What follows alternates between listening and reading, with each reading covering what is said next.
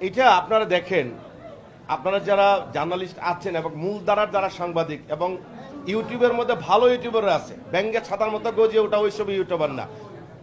তো কিছু বিষয় আছে, দেখেন তুফান নিয়ে যে আজকাল যে প্রশ্ন উঠছে, আপনার সন্তানকে আপনি যদি গলা টিপে মেরে ফেলেন তাহলে কি দাঁড়াবে? আপনার ভবিষ্যতে ভরণ পোষণ কে করবে? বাংলা ফিল্ম ইন্ডাস্ট্রিতে শাকিব খান নাম্বার 1 আমি মনে করি।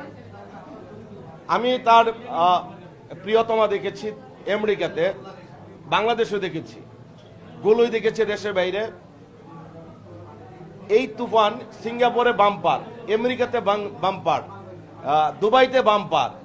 আমাদের পার্শ্ববর্তী যে দেশগুলা আছে, দেশ আছে, তারা কি কখনো চেয়েছে যে বাংলাদেশের ফিল্ম ইন্ডাস্ট্রি আপডেট হোক, আমরা আপডেট হই? বলুন আপনারা। না, তারা হয়তো ওই রকম চাইলে আমরা আরো এগিয়ে যেতে পারতাম। আপনি দেখেন গতবার কিন্তু সুরঙ্গটা ইন্ডিয়াতে রিলিজ দেওয়া হয়েছিল, বাংলাদেশে ভালো চলেছে, ইন্ডিয়াতে চলে নাই, বিকজ অফ পাইরেসি।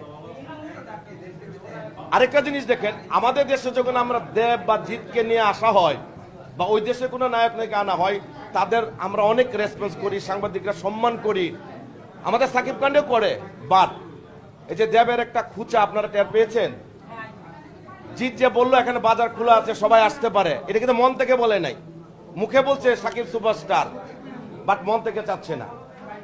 আমরা কিন্তু তাদের ভালো চাই। আমরা আমাদের প্রত্যেকটা ঘরে ইন্ডিয়ান চ্যানেল আছে, আমাদের চ্যানেল কি ইন্ডিয়াতে আছে? নাই, আমরা পাচ্ছি না। কেন পাচ্ছি না? বন্ডিংটা আমাদের মধ্যে দূরত্ব আছে। আমরা ভালোবাসি মন থেকে, ওরা মন থেকে ভালোবাসে না, ভালোবাসে উপর থেকে।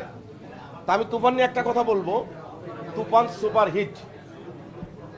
দেশে হোক বিদেশে হোক, একটা সাকিব খান ফিল্ম ইন্ডাস্ট্রিটাকে ধরে রেখেছে। কিছু লোকের কাছে বিতর্কিত থাকবে, এটা সারা জীবন। আমি বললাম না, কোনো সংগঠন না। আপনি যে আপনার ফ্যামিলিতে আছেন, আপনার ওয়াইফের সাথে কি আপনার মনোমালিন্য হয় না? তা ফিল্ম ইন্ডাস্ট্রিতে কেন হবে না? এটা তো একটা বড় জায়গা। তাহলে সাকিবের তো শত্রু থাকবে, এটা স্বাভাবিক। বাট সাকিব খান মুচড়ে যাওয়া, দুমড়ে যাওয়া ফিল্ম ইন্ডাস্ট্রি, যেখানে 20 লক্ষ টাকা চলে এসেছিল সিনেমার বাজেট, এখন 10 কোটিতে আসছে, তাহলে আমরা কি তাকে প্রমোট করব না? আমি প্রায় 40টা কান্ট্রি ট্যুর করেছি অলরেডি। বাংলাদেশ চীনে সাকিবুল হাসান আর সাকিব খানকে দিয়ে, এটা আপনাদের স্বীকার করতে হবে। আমি এমন একটা কান্ট্রিতে গেছি, you know Bangladesh, no no no,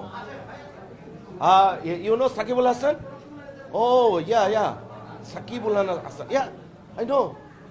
আমার ভালো লাগার বিষয়, যেই দেশে বাঙালিরা আছে সাকিব খানের ছবি দেখছে, সাকিব খানের এক ডাকে চিনে।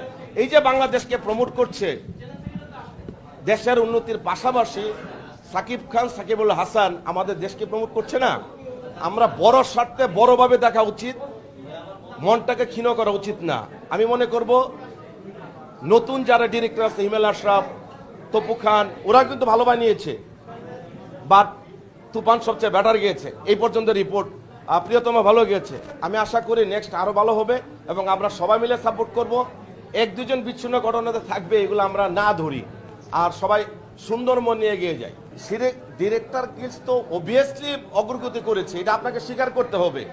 আপনি দেখেন, আমাদের যখন সমিতি ছিল না তখন কিন্তু বিচ্ছিন্ন অনেক ঘটনা ঘটতো, এখন কিন্তু অনেক ঘটনা ধামাচাপা পড়ে গেছে। একজন নির্মাতা যখন মনে করে যে আমি কোনো শিল্পীর পেমেন্ট দেব না, শুটিংয়ে লেটে যাব, প্রডিউসার ধরা খাক, এটা তার বিষয়। এখন কিন্তু এগুলো হচ্ছে না, বিকজ অফ ডিরেক্টর গিল্ড সমিতি। এই সমিতি হচ্ছে, আমি মনে করি, বাপ মা। ডিরেক্টরসের বাপ মা হচ্ছে একটা সমিতি। এই জায়গায় অভিযোগ করা যায়, এই জায়গায় তো সমাধান হয়, এই জায়গায় সিনিয়ররা আসে, এই জায়গাতে শিকার বিষয় আছে। তো ডিরেক্টর সমিতি অবভিয়াসলি আমাদের দরকার আছে। পাশাপাশি প্রত্যেকটা সমিতি, শিল্পী সমিতির জন্য শিল্পী সমিতি দরকার, শিল্পীদের জন্য, রাইটারদের জন্য রাইটার সমিতি আমাদের যে আছে এটা দরকার, প্রডিউসারদের জন্য প্রডিউসার সমিতি, আমাদের সব আছে। বাট ওই যে বললাম, বন্ডিংটা